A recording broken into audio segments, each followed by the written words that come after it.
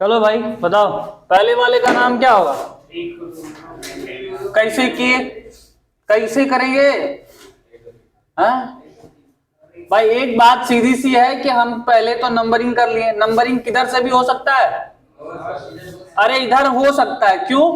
क्योंकि ये जो क्लोरीन है वो बीच में आ रहा है, तो 1 2 3 इधर भी से, 1 2 3 इधर से भी, तो नंबरिंग सही किया हूं।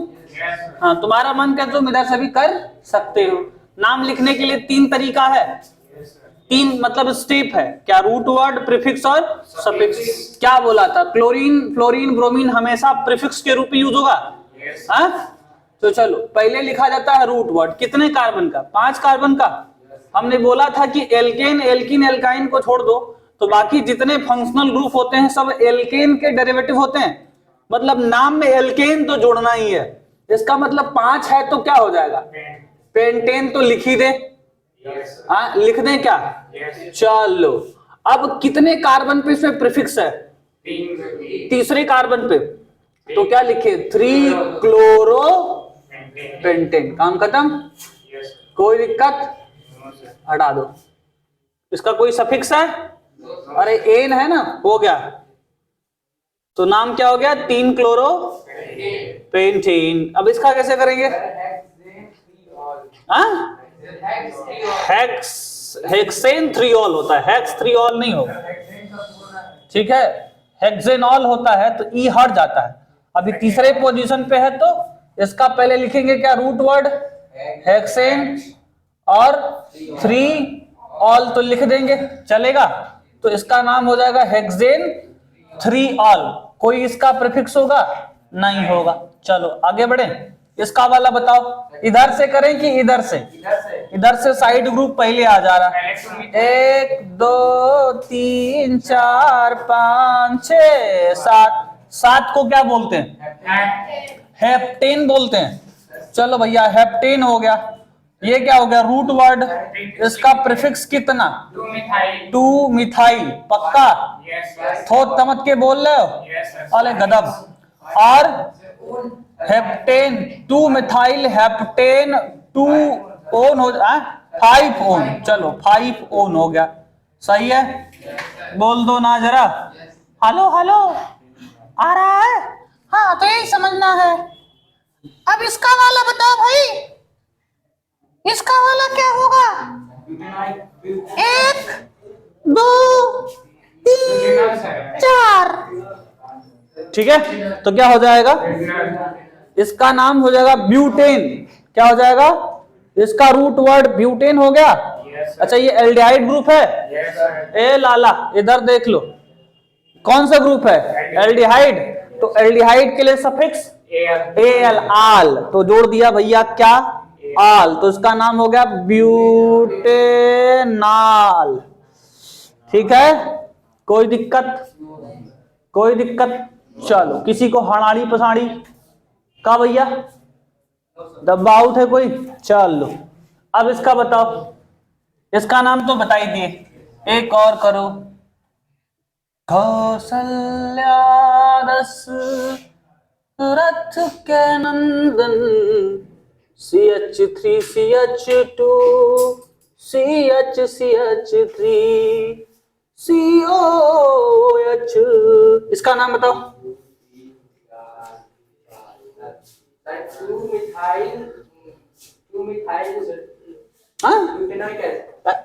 देखो, इधर से करेंगे, इधर से।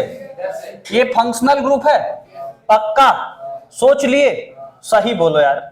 अरे बोलो लाल, सही बोल रहे हो?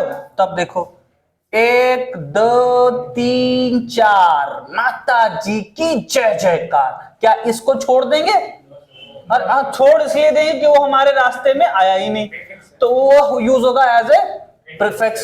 4 कार्बन को ब्यूटेन कह दें, है तो ब्यूट, एल्केन लेके चलेंगे तो ब्यूटेन हुआ, क्योंकि सारे के सारे किसके? एल्केन के डेरिवेटिव हैं। कहानी कुछ समझ में आ रहा है भैया? हेलो, नहीं समझ में आ रहा? आ रहा? गजब। कहा नो बोल रहे हो? उसको नहीं समझ में आ जाएगा उसको। तो ब्यूटेन। अब उसके बाद क्या है? ओइक एसिड तो जोड़ दिया भैया। और ये बताओ कि इसको प्रीफिक्स को ले लें, क्या लिखे? 2 methyl butanoic acid। कोई दिक्कत? पक्का? सोच लिया? तो बेटा एल्केन का कर लिया, एल्कीन का कर लिया, एल्काइन का कर लिया था पिछली क्लास में। आज हमने alkyl halides, alcohol, ketone, aldehyde और एसिड का कर लिया। क्या नॉमेनक्लेचर क्लियर हो गया? अब अगला हेडिंग दो, आइसोमेरिज्म। हेडिंग दो बच्चा, कौन सा मरीजम? आइसोमरिज्म कि मेरिज्म? हाँ, आइसोमरिज्म का मतलब हो जाएगा सारे मरीज एक जैसे। मतलब यहां हम आइसोमेरिज्म पढ़ने वाले यार। जानते हो आइसोमेरिज्म क्या होता है? बोलो यार। देखो आइसोमेरिज्म का मतलब होता है कि ऐसा केमिकल जिसका मॉलिक्यूलर फार्मूला क्या हो? सेम हो।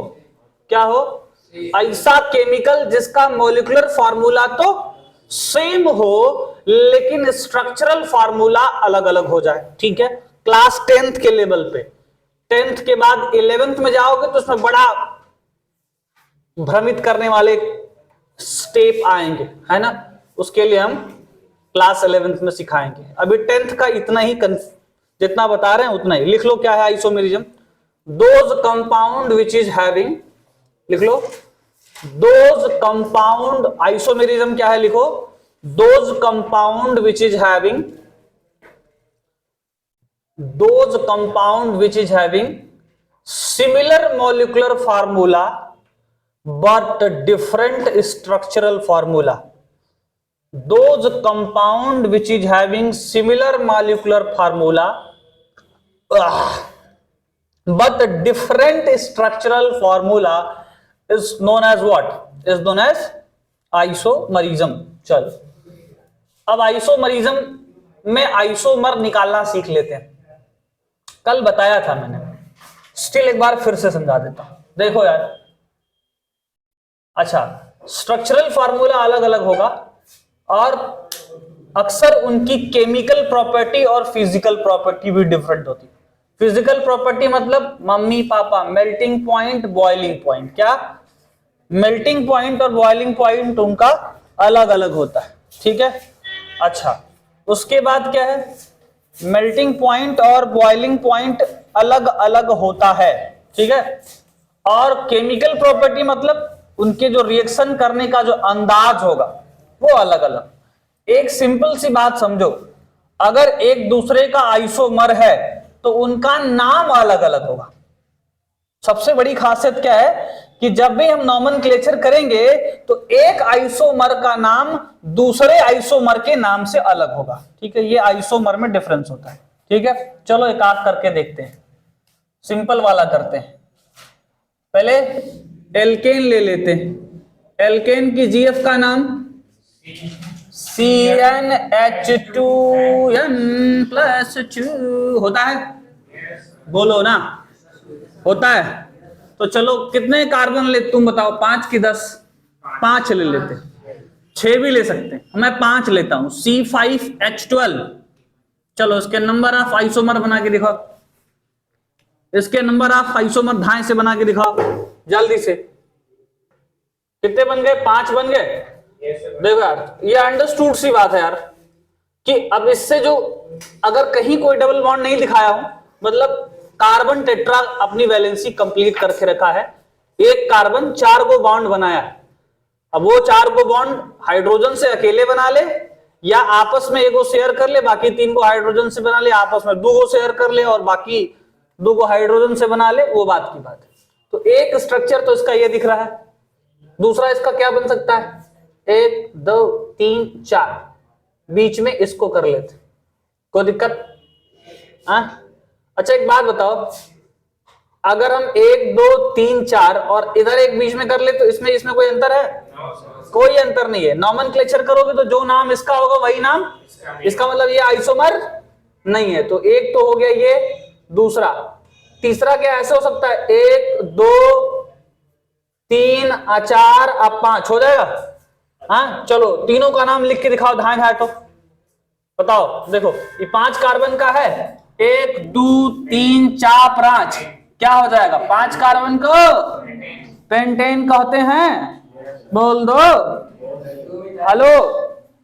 बिरजू कितना होगा? अरे गजब। इधर इधर 1 2 3 4 ऐसे चले? इधर से चल सकते थे कि नहीं? नहीं चल सकते थे, क्योंकि इधर से चलेंगे तो हाई इसको लगेगा कि हम मेहमान होने के बावजूद भी हमको इग्नोर कर रहे हैं। अगले दिन से नहीं आएगा, बोला बहुत उधर हमारा जो है क्या क्या बोलते हैं रिश्तेदार है, ठीक है। तो इधर से नंबरिंग कर दिए तो 4 कार्बन को बोलो ना, हाँ ब्यूटेन बोलते हैं। ये तो रूट वर्ड हो गया और साथ साथ सफिक्स है। अब बताओ दूसरे कार्बन पे क्या है, तो लिख लेंगे सफिक्स के रूप में 2 मिथाइल। कहानी क्लियर? तो नाम क्या? 2 मिथाइल ब्यूटेन। चलो इसका बताओ sir. 2,2 ethyl propane. 2, ethyl propane. चलो लाला, तो एक काम करते हैं, इसको लिखेंगे 2 डाई मिथाइल। क्या लिखेंगे? Di methyl, not ethyl. ये एक के कार्बन का है, इथाइल कहां से हो जाएगा? कल बताया था। हाँ 2 डाई मिथाइल और 3 कार्बन को क्या बोलोगे? प्रोपेन। सही है। इसके अलावा भी कोई आइसोमर बन सकता है इसका? अरे पता करो, नहीं बन सकता, ठीक है। हाँ अब देखो, जब टोटल नंबर ऑफ आइसोमर पूछेगा तब। अच्छा एक बात बताओ, अगर मैं C5H10 ले लूं तो ये किसकी GF है? CnH2n, यानी वास्तव में ये किसकी है? एल्कीन वाली है। क्या एल्कीन में एक डबल बॉन्ड होता है? चलो इसका ओपन स्ट्रक्चर बनाते हैं, CH3 CH2 CH2 CH double bond CH2 लिख सकता हूं कि नहीं? अरे लिख सकते हैं? अरे बोलो ला। अच्छा मान लो लिख दिया, मानी लो लिख दिया। तो अब इसके आइसोमर बनाए। चलो तुम बनाओ, कोशिश करो।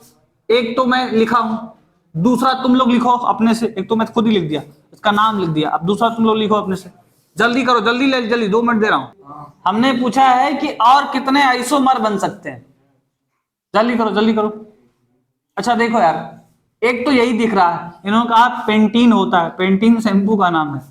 हाँ हाँ चलो, हैंडल शोल्डर नहीं है, ये खाली पेंटीन है, ठीक है। अच्छा इधर देखो, इधर लिख लो ला। एक काम किया जा सकता है, डबल बॉन्ड को घिसकाया जा सकता है, तो लिखा जा सकता है CH3 CH2 double bond CH2 नहीं CH ना, 3 कार्बन CH2 CH3। नाम बदला, कुछ बदल जाएगा? अच्छा हाँ बदल जाएगा बाबू। हाँ नहीं, इस बार नाम बदल जाएगा। पेंट अब इस बार लिखोगे इधर 1 2 पेंट 2 इन। अभी पेंटीन था, ये क्या था? ये पेंटीन था, लेकिन अभी क्या हो गया? पेंट 2 इन। ऐसा संभव है कि पेंट 3 इन हो जाए? हाँ नहीं होगा। अगर मान लो हम इसको यहां रख देते हैं, नहीं होगा। पेंट 3 इन पॉसिबल नहीं है। पॉसिबल है? यहां रख देंगे तो भी तो 2 इन होगा, हाँ नहीं होगा। चलो अब एक तो स्ट्रेट चेन हो गया, अब उसके बाद होता है साइड देख लेते हैं। आइसोमर निकालने में पहले क्या करते हैं, एक स्ट्रेट चेन देख लेते हैं। स्ट्रेट में जितने आइसोमर मिल गए, फंक्शनल ग्रुप में भी स्ट्रेट में जितने मिल गए वो देख लेते हैं। फिर उसके साइड ग्रुप जोड़ लेते हैं, कितने कितने साइड पॉसिबल है, ठीक है। और उसके बाद बना लेंगे रिंग, और रिंग वाले में भी रिंग साइड, ठीक है। तो बनाएंगे तभी समझ में आएगा, इसे पता नहीं क्या बोल दिया समझ में नहीं आएगा। एक तो स्ट्रेट चेन हो गया, अब एक क्या करते हैं, इसमें से कम करते हैं स्ट्रेट चेन को, CH3 CH double bond CH, है ना। तो एक काम करते हैं, यहां से हटा देते हैं, यहां लिख देते हैं CH3 और CH3। सही है, 3 3 6 1 7 3 10 कार्बन का टेट्रावैलेंसी कंप्लीट है ना। चलो देख लो, इसका नाम अलग होगा, हाँ बोलो ना। अच्छा एक और हो सकता है, इधर लिख देते हैं CH2 double bond C CH3 ये अलग है कि वही है? ध्यान से देखो, नाम लिखोगे पता चल जाएगा। अलग है, चेक करो। इसका नाम लिखोगे तो कैसे लिखोगे? 1 2, इधर से भी करेंगे तो 1 2, इधर से करेंगे 1 2 3 4, इसका नाम हो जाएगा 2 मिथाइल और इसका क्या नाम हो जाएगा 2 2 डाई मिथाइल प्रोपीन हो जाएगा। चलो और बताओ इसका आइसोमर बन सकता है? आप ओपन चेन में तो नहीं दिख रहा कि है कुछ पॉसिबिलिटी, चेक करना। अब एक चीज बताया था कि एक डबल बॉन्ड रिंग बनाने में खर्चा होता है। हाँ कहा जी? इस वाले में 3 3 6 3 9 2 11 हो गया, हमारे पास 10 है था, कहीं गड़बड़ हो गया था। यहाँ 5 को बॉन्ड बना दिया क्या? 2 2 4 5 को बॉन्ड बन गया। हाँ तो ये वाला जाएगा नहीं यार, इसका डबल बॉन्ड ऐसे बना दो ना, नहीं बनेगा। हाँ ऐसा नहीं होगा, नहीं हो सकता ये। चलो एक काम करते हैं, CH2 डबल बॉन्ड C और इसके साथ नहीं होगा, नहीं होगा ना? चेक करो, देखो इसके अलावा कुछ होगा? कार्बन का 5 को बॉन्ड 11 हाइड्रोजन हो गया, तो ई वाला तो सही है।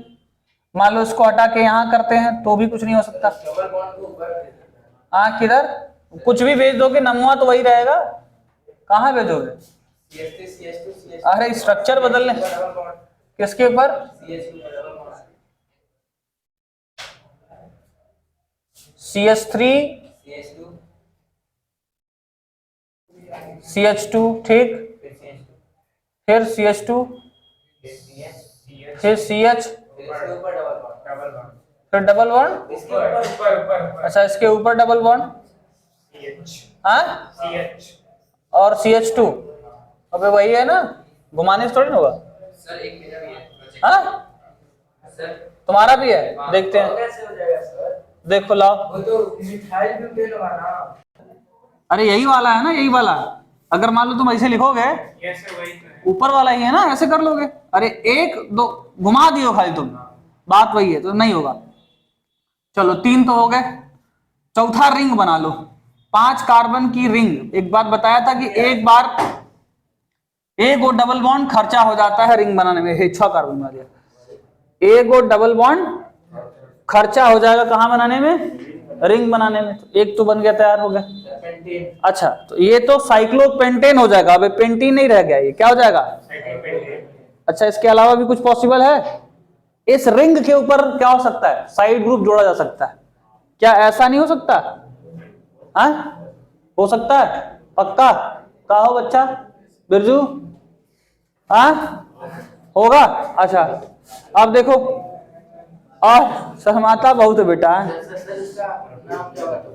किसका? इसका इसका हो जाएगा 1 methyl cyclopentane, 1 methyl cyclopentane, cyclohexane यार, सॉरी साइक्लोब्यूटेन, ठीक है। चलो इसका देखो, इसका ये हो सकता है 1 1 di methyl cyclo, 1 1 di methyl cyclo propane. चलो ऐसा हो सकता है 1 2 डाई मिथाइल साइक्लो प्रोपेन, हो सकता है। अच्छा एक चीज हो सकता है 1 एथाइल साइक्लोप्रोपेन।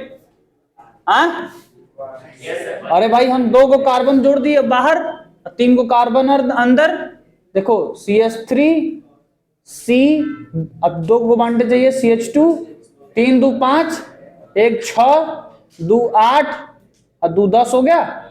हाँ हो गया। यहाँ CH3, इसका नाम बताइए सर। किसका बताया तो है? 1 एथाइल साइक्लोप्रोपेन, 1 एथाइल साइक्लोप्रोपेन। तो इसमें लॉन्गेस्ट चेन नहीं रहेगी। हाँ कहाँ लॉन्गेस्ट चेन की बात ही नहीं है, इसमें लेते हैं। ये तो साइक्लिक ग्रुप हो गया। तो कितने बने? 1 2 3 4 5 6 7 8, ओए बाप रे। और पॉसिबल है? चेक करो, और पॉसिबल है? हाँ अब तो नहीं लग रहा पॉसिबल है। तो इस तरह से हम आइसोमर बनाते हैं। एग्जाम में इतना टफ तो नहीं पूछा जाएगा, लेकिन फिर भी आइसोमर क्या होता है और कैसे आइसोमर बनाते हैं वो तो पूछा ही जाएगा। इधर वाला तुम लोग को दिख नहीं रहा होगा, एक बार देख लो तुम लोग भी भाई। नहीं, उस जो ऑनलाइन वाले हैं उनको नहीं दिख रहा होगा। हाँ चलो दिख गया, चलो देख लो यार, आप कहानी क्लियर है, कोई दिक्कत? हाँ तो ये हो गया आइसोमेरिज्म, ठीक है। तो हम लोगों ने इस चैप्टर में क्या क्या पढ़ लिया एक बार रिकॉल कर दें। कार्बन को हमने पूछा कि भाई तुम्हारा कार्बन, तुम टेट्रावैलेंट कहाँ हो?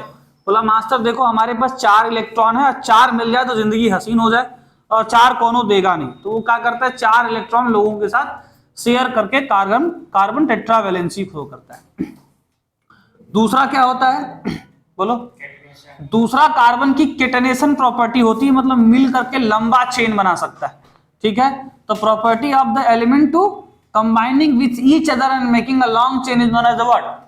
टेट्रावैलेंट, सॉरी केटनेशन प्रॉपर्टी, ठीक है। अच्छा तीसरा क्या होता है? Homologous series. क्या होता है भैया होमोलोगस सीरीज? एक ही फंक्शनल ग्रुप का उसका हायर वाले लोअर वाले से CH2 के ऑर्डर में डिफर करते हैं, पढ़ा है? अच्छा उसके बाद क्या पढ़ा?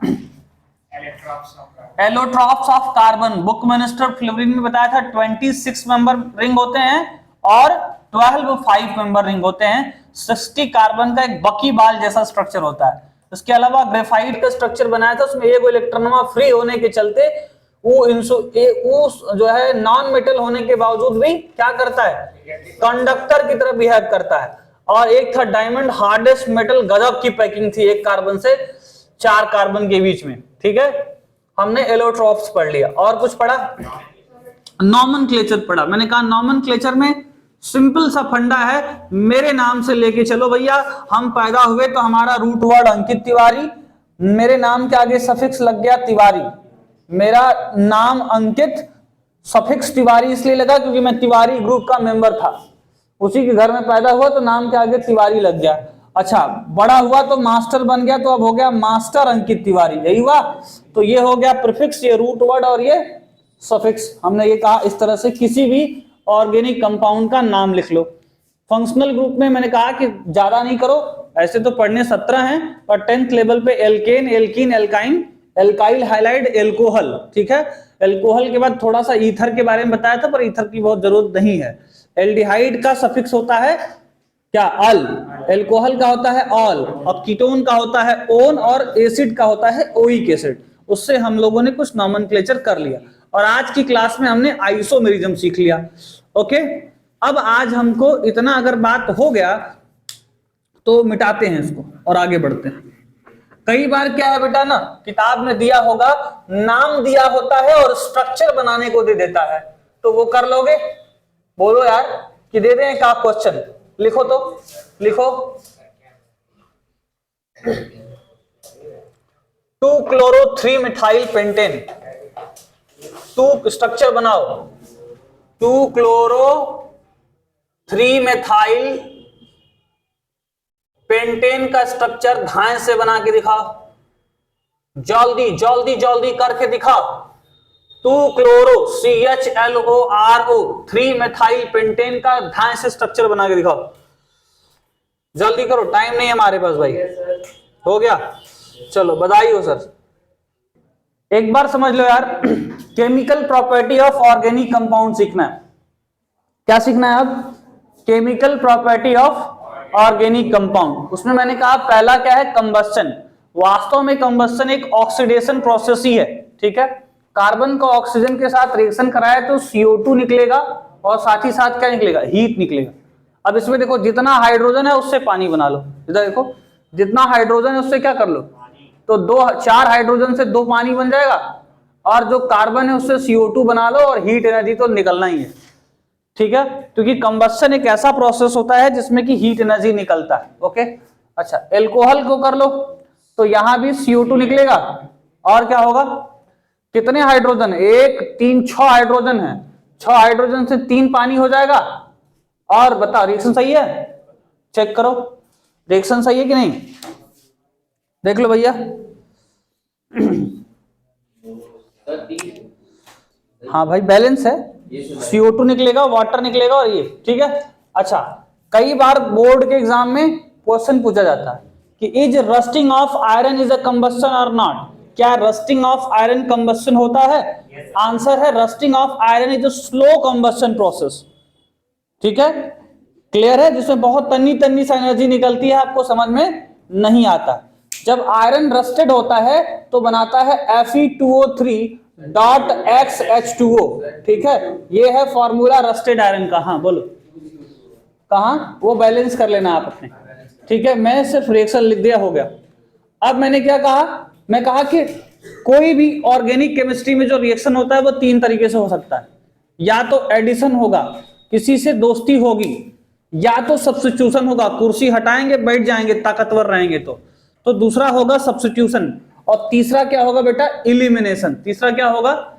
इलिमिनेशन। अब ध्यान देना इलिमिनेशन में क्या होता है, बहुत इंपॉर्टेंट है। पहले एडिशन समझते हैं।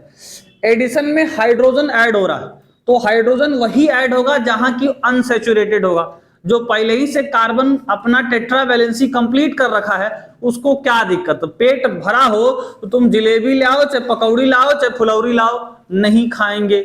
पेट भरा है, खाएंगे तो बीमार हो जाएंगे। समझ रहे हैं? उससे कार्बन टेट्रा वैलेंसी यहां तो कंप्लीट कर चुका है। ये दोनों भिखमंगे टाइप के हैं, तो इनको दो दो हाइड्रोजन, एक एक हाइड्रोजन दे दिया जाएगा तो इनका भी काम हो जाएगा। तो बन जाएगा CH3, CH2 और CH3। ये जो लिखा हुआ ये कैटलिस्ट है, इसका मैकेनिज्म हम हायर क्लासेस में 11th में सीखेंगे। ठीक है, अभी इतना ही जानते हैं तो बहुत जानते हैं, याद कर लीजिए। ठीक है, कहानी क्लियर है? अब समझो सब्स्टिट्यूशन में क्या है। सब्स्टिट्यूशन में CH4 से क्लोरीन जुड़ा, मतलब हाइड्रोजन को क्लोरीनमा हटाया और जाके जुड़ गया, और जुड़ करके क्या बना लिया? एल्काइल हाइलाइड, यानी कि CH3Cl और HCl निकाल दिया। ठीक है, इसका मतलब हाइड्रोजन को हटा के क्लोरीन जुड़ गया, that is a what? Substitution. अब तीसरा है एलिमिनेशन। तीसरा क्या बेटा? एलिमिनेशन वो घातक घटना है जिसमें एल्कोहल जब कंसंट्रेटेड H2SO4 के साथ रिएक्शन करेगा तो कंसंट्रेटेड H2SO4 या एल्कोहलिक KOH भी यूज होता है। हम हायर क्लासेस में इसके बारे में सीखेंगे। हमारे किताबिया में कंसंट्रेटेड H2SO4 है दिया है। तो कंसंट्रेटेड H2SO4 क्या करता है? इसका काम है, अपना तो काम है पानी निकालना। मतलब क्या करेगा? यहां से OH लेगा, यहां से हाइड्रोजन लेगा और एल्कीन बना देगा और पानी निकाल देगा। तो निकल गया तो एलिमिनेशन, हटा के बैठ गया तो सब्स्टिट्यूशन, और जुड़ गया तो एडिशन। ठीक है, तो एग्जाम में क्वेश्चन पूछा जाएगा कि write the sing one example of addition reaction, तो ये हो जाएगा। Write the example of substitution reaction, तो ये हो जाएगा। और write the example of elimination reaction, तो ये हो जाएगा। मैं सिर्फ as a revision point of view से लिख रहा हूं, ऐसे हजारों रिएक्शन हो सकते हैं, एक एक रिएक्शन लिख करके, ताकि आप अपने माइंड में रिकॉल कर सके टॉपिक। ठीक है, चलो अब हमको सीखना है एस्टरीफिकेशन रिएक्शन। एस्टरीफिकेशन रिएक्शन सीखना है और कुछ और केमिकल प्रॉपर्टीज के बारे में इस चैप्टर में सीखना है। ये बहुत इंपॉर्टेंट है, आने की संभावनाएं बहुत ज्यादा है, और ई तो पेपर आउट है, इससे क्वेश्चन पूछा ही जाएगा। सोप और डिटर्जेंट में डिफरेंस, और कैसे सोप और डिटर्जेंट बनाओगे। ठीक है, तो इतने सारे टॉपिक को पहले कवर करो, मेंशन करो कॉपी पे, फिर आगे बढ़ते हैं। जल्दी जल्दी मेंशन करो। तो कुछ बात और है जिसको कवर कर लेते हैं। क्या है? कुछ बातें ध्यान देना। हमने कहा कि उतने केमिकल प्रॉपर्टी हम लोगों ने सीख लिया। क्या सीखा? ऑक्सीडेशन सीखा, यानी कि कंबस्शन, एडिशन सीखा, सब्स्टिट्यूशन सीखा और एलिमिनेशन सीखा। उसके बाद मैंने कहा कि कुछ फंक्शनल ग्रुप है जिसके बारे में चर्चा करेंगे, एल्कोहल के बारे में चर्चा करेंगे, और किसके बारे में? थोड़ा बहुत एल्डिहाइड के बारे में और एसिड के बारे में। ठीक है ना? तो देखो ध्यान दो, एल्कोहल, इथाइल एल्कोहल का जो केमिकल फार्मूला होता है वो C2H5OH होता है। ये डेंजरस नहीं होता है, लेकिन मिथाइल एल्कोहल हाईली डेंजरस होता है। हाईली डेंजरस होता है, हाईली डेंजरस होता है। आपने सुना होगा कि गांव में देसी दारू पी के कुछ लोग मर गए। होता क्या है कि जो एल्कोहल वो बनाते हैं तो उस एल्कोहल में इथाइल एल्कोहल के साथ मिथाइल एल्कोहल बन जाता है, और मिथाइल एल्कोहल हाईली पॉइजनस होता है। आदमी अंधा हो जाएगा, न्यूरॉन डैमेज हो सकता है, उसकी जान जा सकती है। तो मामला ये है जो देसी दारू पी के उलट जाते हैं। ठीक है, कहानी क्लियर है? Okay. Property of ethanoic acid. Ethanoic acid का केमिकल फार्मूला, एथ मतलब 2 कार्बन, ओइक एसिड मतलब CH3COOH। इसको हम अपने गांव में की भाषा में सिरका कहते हैं। सिरका जो अचार में डाला जाता है। ठीक है, that is a what? That is acidic acid. अब विनीगर को हिंदी में सिरका कहते हैं, 5 से 8% एसिडिक एसिड सोल्यूशन को हम विनीगर कहते हैं। अगर किसी होटल में गए होंगे तो प्याज विनीगर में डाल के दिया जाता है, देखे होंगे। उसको हम ठंडी के मौसम में देखते हैं जम जाता है, जब जम जाएगा तो उसको हम एक और अच्छा नाम देते हैं ग्लेशियल एसिडिक एसिड। ठीक है, उसके बाद हमको क्या सीखना है, एस्टरीफिकेशन रिएक्शन।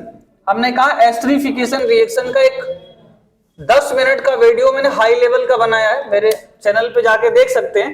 पर नॉर्मली अगर अपने बोर्ड के लेवल पे समझना चाहते हो, सिंपल है, एल्कोहल से हाइड्रोजन ले लीजिए और एसिड से OH ले लीजिए और लेकर के बाहर कर लीजिए, बन जाएगा CH3C डबल बॉन्ड O और O एंड CH2CH3। इस तरह के फंक्शनल ग्रुप को ईस्टर कहते हैं। क्या कहते हैं? ईस्टर। शुरू में जब हमने फंक्शनल ग्रुप सिखाया था तो बताया था 17 फंक्शनल ग्रुप होते हैं, उसमें से ईस्टर को तुम ऐसे रिप्रेजेंट करो। ठीक है, तो ये एस्टरीफिकेशन रिएक्शन भी इंपॉर्टेंट है, बहुत इंपॉर्टेंट है, आ सकता है, इसलिए इसको दिमाग में रखना। कुछ नहीं करना, कोई रॉकेट साइंस नहीं है।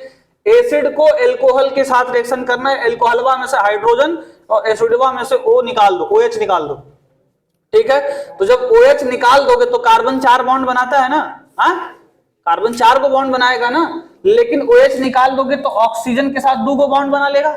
एक वो अपने पिछले वाले कार्बन के साथ बनाया है, एक वो बच गया तो इसके ऑक्सीजन के साथ बॉन्ड बना के ये ग्रुप बना लेगा, इसको ईस्टर कहते हैं।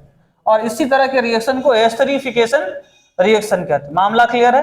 किसी का डब्बा आउट तो नहीं है? 2-4 रिएक्शन और है, लास्ट में क्लियर कर देंगे आपके एनसीईआरटी में, और 2-4 रिएक्शन कौन कौन से इंपॉर्टेंट। लेकिन ध्यान दो, एक मामला है सोप का। सोप कैसे बनाते हैं?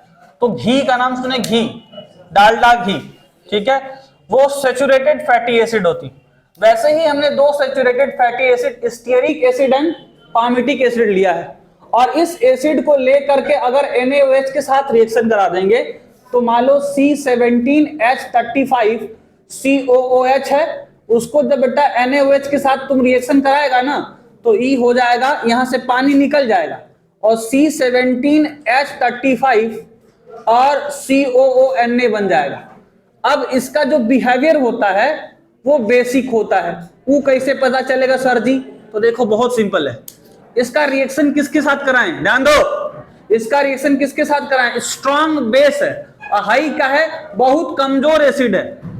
ठीक है, तो जब स्ट्रॉन्ग का कमजोर से रिएक्शन कराएंगे तो ऑब्वियस सी बात है स्ट्रॉन्ग वाला डोमिनेंट रहेगा। इसीलिए जो बनता है सॉप, उसके अंदर बिहेवियर कैसा होता है? बेसिक बिहेवियर होता है। ये दिमाग में रख के चलना है, पक्का क्लियर है? अब इसका हम सीखने वाले हैं क्लीनिंग एक्शन। इसमें कार्बन की जो ये वाली लंबी चेन है ना, that is the hydrophobic and, मतलब पानी से इसकी जाती दुश्मनी है। ठीक है, लेकिन जो पानी नहीं है, ऑयल से मोहब्बत है, मतलब ये आतंकवादी है। ठीक है, और ये जो है वो पानी के साथ गजब का रिश्ता है, इसको बोलते हैं हाइड्रोफिलिक एंड। कौन सा एंड? हाँ लिख लो, यहां है, लिखा तो है हाइड्रोफिलिक एंड। अब ये गंदगी कैसे साफ करते? तो पनिया में जब तुम सौंफ डालोगे या शरीर पे जो तुम्हारी गंदगी है, जब सौंफ लगाओगे तो क्या होगा? होता ये है कि जो ऑयल ग्रीस, जो भी नारियल का तेल लगाए हो शरीर में, उसको छुड़ाना है तो ये क्या करता है, इसका जो हाइड्रोफोबिक एंड है उसके पास भी कार्बन की लंबी चेन है, और जो तुम नारियल का तेल लगाए हो उसके पास भी कार्बन की लंबी चेन है। ई भी आतंकवादी, ई भी आतंकवादी, दोनों दोस्ती कहते हैं, चल भाई चलते हैं पाकिस्तान निकल लेते हैं। क्या करता है? पानी के रास्ते, यानी नदी है ना, नदी के रास्ते जा रहे हैं तो पानी से Na और CONA, ये जो हाइड्रोफिलिक वाला हिस्सा है वो पानी के साथ क्या करता है? बॉन्ड बना के एक एयर स्पेस क्रिएट करता है, जिसको एयर बबल कह रहे हैं। जो झाग बनता है ना वो इसी के चलते बन रहा है। ठीक है, और झाग बन करके तुम्हारा गंदगी क्या होता है? साफ हो जाता है बेटा। इसको कहते हैं मिसल्स फॉर्मेशन। क्या कहते हैं? मिसल्स। तो इसका कहते हैं क्लीनिंग एक्शन ऑफ क्या? सोप। डिटर्जेंट भी क्लीनिंग एक्शन ऐसे ही करता है, पर डिटर्जेंट थोड़ा सा ज्यादा स्ट्रॉन्ग होता है क्योंकि उसको आर्टिफिशियली बनाया जाता है। यहां इसका नाम है बेंजीन सल्फोनिक एसिड। एक्चुअली वास्तव में बेंजीन सल्फोनिक एसिड का फार्मूला SO3H होता है। बेंजीन सल्फोनिक एसिड को जब हम NaOH के साथ रिएक्शन करा देंगे, किसके साथ रिएक्शन करा देंगे बोलिए, तो यहां से हाइड्रोजन हट जाएगा। ठीक है, और SO3- और Na+, और इसके साथ लंबी चेन जोड़ दीजिए, जितने कार्बन का मान लो CH3 11 कर दो और CH3 कर दो, तो ये लंबी चेन हो गई। जिसकी बेंजीन सल्फोनिक एसिड की। और बेंजीन सल्फोनिक एसिड में वास्तव में ये है, ये बेंजीन सल्फोनिक एसिड ये है, ठीक है ना। और जब तुम इसका NaOH के साथ रिएक्शन करा दोगे तो यहां से हाइड्रोजन OH के साथ रिएक्शन करके पानी बन के निकल जाएगा और यहां हो जाएगा माइनस और यहां हो जाएगा Na+, ठीक है। इस डिटर्जेंट की खासियत यह है कि पानी के अंदर जो हार्डनेस होता है, पानी के अंदर जो हार्डनेस का मतलब होता है उसमें dissolved mineral, chloride and sulphide and bicarbonate ion जो होते हैं कैल्शियम और मैग्नीशियम के, उसको हार्ड वाटर कहते हैं। हार्ड वाटर का मतलब ऐसा वाटर जिसमें सर्फ डालने पे, साबुन डालने पे जल्दी झाग नहीं देता है। अगर तुम उस वाले एरिया में चले जाओगे, मुंबई वाले एरिया में, तो वहां का जो पानी है बहुत हार्ड है, क्योंकि उसमें क्या होता है, कैल्शियम और मैग्नीशियम के क्लोराइड, क्लोराइड, सल्फाइड और बाइकार्बोनेट आयन पाए जाते हैं। और इन सारे हार्डनेस को जैसे ही सर्फ डालोगे तुरंत क्या होता है, हार्डनेस पानी का हट जाता है। हार्डनेस दो तरह का होता है, टेम्पोररी और परमानेंट। टेम्पोररी हार्डनेस को हटाने के लिए उसको गर्म कर दो, पानी को गर्म करते तो नीचे देखते हो सफेद सफेद बैठ जाता है, वो टेम्पोररी हार्डनेस है पानी का जिसको तुम हटाए। और अगर तुम परमानेंट हार्डनेस हटाना चाहते हो तो तुम सर्फ में डाल दो। तुम दोनों हार्डनेस हटाना चाहते हो तो सर्फ डाल दो, हार्डनेस हट जाएगा, पानी बढ़िया से झाग देगा। कहानी क्लियर है? तो एग्जाम में सोप एंड डिटर्जेंट में डिफरेंस पूछा जा सकता है, ठीक है। एक दो रिएक्शन और है जिसको कवर अप कर लेते हैं। एक एनसीईआरटी में क्वेश्चन पूछा गया है। क्या क्वेश्चन पूछा गया है? एनसीईआरटी में क्वेश्चन पूछा गया है कि अगर मान लो एसिड और एल्कोहल को तुम अलग करना चाहते हो, किसको अलग करना चाहते हो, तो कैसे करोगे? तो देखो CH3COOH ये क्या है, एसिड है, और इसका तुम Na2CO3 के साथ रिएक्शन करा दो। और अगर तुम CH3CH2OH का अगर Na2CO3 के साथ रिएक्शन करा दो तो E वाला रिएक्शन नहीं करता है, E रिएक्शन करके CO2 गैस निकालता है। इससे आसानी से तुम डिफरेंशिएट कर सकते हो। E बात at the level of class 10th तक सही है। बाकी और बहुत सारे रिएजेंट होते हैं जिससे हम एसिड और अल्कोहल को अलग कर सकते हैं। Lucas reagent, Victor Meyer test है ना, एसिड को डिफरेंशिएट करने के लिए बहुत सारे, एसिड और अल्कोहल को डिफरेंशिएट अगर करना चाहते हो तो मेरे पास बहुत सारी टेस्टिंग है। बट हाँ, अभी at the level of class 10th इतना बहुत है। तो इस वीडियो में सिर्फ इतना ही। क्लास 10th का कार्बन एंड कंपाउंड चैप्टर का रिवीजन कंप्लीट होता है। मिलते हैं अगली क्लास में एक और ढेर सारे बेहतरीन इंफॉर्मेशन के साथ।